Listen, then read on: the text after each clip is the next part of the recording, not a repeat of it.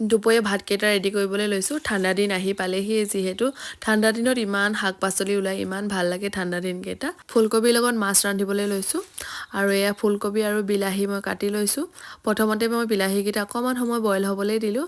সেইখিনি কাঢ়ি পিনি এতিয়া মই ফুলকবিকেইডোখৰ তাতে দি দিলোঁ। এইখিনি 50% মান মই বইল হ'বলৈ দিলোঁ। আনফালে মই মাছকেইপিছত নিমখ হালধি সানি পিনি ফ্ৰাই কৰি ল'বলৈ লৈছোঁ। মাছকেইপিচ মোৰ ধুনীয়াকৈ ফ্ৰাই কৰা হৈ গৈছে, একেবাৰে কাৰাকৈ মই ফ্ৰাই কৰা নাই। এতিয়া সেইখিনি তেলতে কালজিৰা কেইটামান দিলোঁ, অকণমান পিঁয়াজ দি দিলোঁ। এইখিনি অকণমান সময় লৰাই পিনি তাতে মই আলু কেইপিচমানো দি দিলোঁ। আলুটো একেবাৰে অপশ্যনেল হয়, দিবও পাৰে নিদিবও পাৰে। সোৱাদ অনুসৰি নিমখ হালধি দিলোঁ। পেষ্ট কৰি ৰখা সেই বিলাহীখিনিও লগতে দি দিলোঁ। এইখিনি অলপ টাইম হ'বলৈ দিলোঁ। এতিয়া ইয়াতে অকণমান গ্ৰীণ মটৰ দি দিলোঁ আৰু এতিয়া অলপ টাইম হৈ থাকক। আদা পৰিমাণটো অকণমান বেছিকৈ দি দিছোঁ। বইল কৰি ৰখা ফুলকবি কেইপিচো লগতে দি দিলোঁ। অলপ টাইমৰ পাছত মই ফ্ৰাই কৰি ৰখা মাছ কেইপিচো দি দিছোঁ। একদম ইজি হয়, খাবলৈ বহুত বেছি টেষ্টি।